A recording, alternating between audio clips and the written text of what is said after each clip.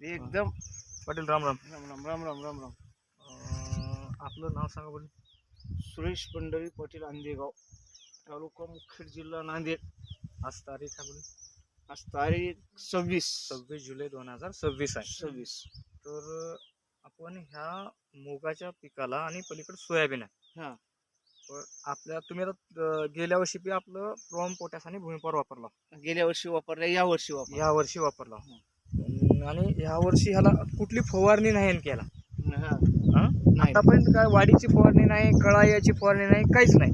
नाही. तर तुम्ही रमेश दादा तुमचं नाव सांगा बरं. गाव अंडेगाव. आता हे सेंद्रिय खत, ग्रीन पॅन्टचे सेंद्रिय खत प्रॉम पोटॅश भूमिपर वापरलेलं आहे. आणि हे बाजूला केमिकल आहे. बाळा थोडं इकडे फिरो.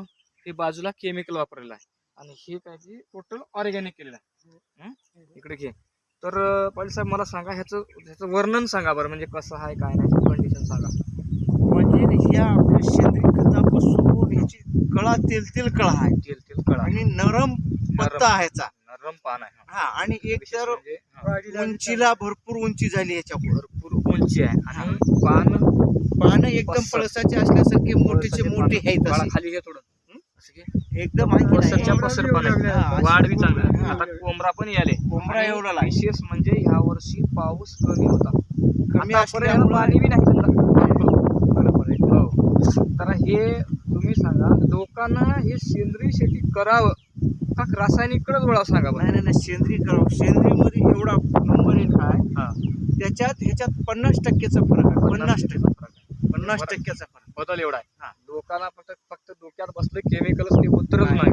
केमिकल चांगला बाजूला आहे. बाजूला. निबर खटते. जसं म्हणजे माणसाला एकदम घंट रानामधले पडलेलं. माणूस जे शेतामध्ये हिंडते निबर दिसते, लेबर दिसते. तशा पद्धतीचे ते मूग बरं आहे. आहे. म्हणजे हे बी मूगच आहे. हे बी मुगच आहे. तर ते ह्याला मूग आहे सेंद्रिय ते. वापरल्यानंतर ह्यानं कसं आहे, एकदम मूळ आहे. मूग कळेदार आहे पीक. ह्याला कुठला आता समजा रोगराई ह्याला अटॅक करेल का बरं? नाही, याला रोग नाही, attack राई करेल नाही, का? काहीच नाही.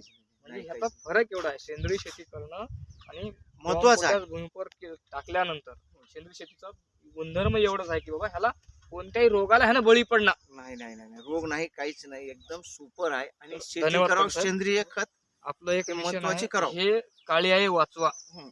रसायनमुक्त शेती, विषमुक्त अन्न हे लोकाला कसं पोहोचल, लोक कसं निरोगी राहील, हा. हे आपलं लक्ष आहे. त्या लक्ष्याकडे तुम्ही सामील झालो, त्याबद्दल तुमचा आभार मानतो. धन्यवाद सर.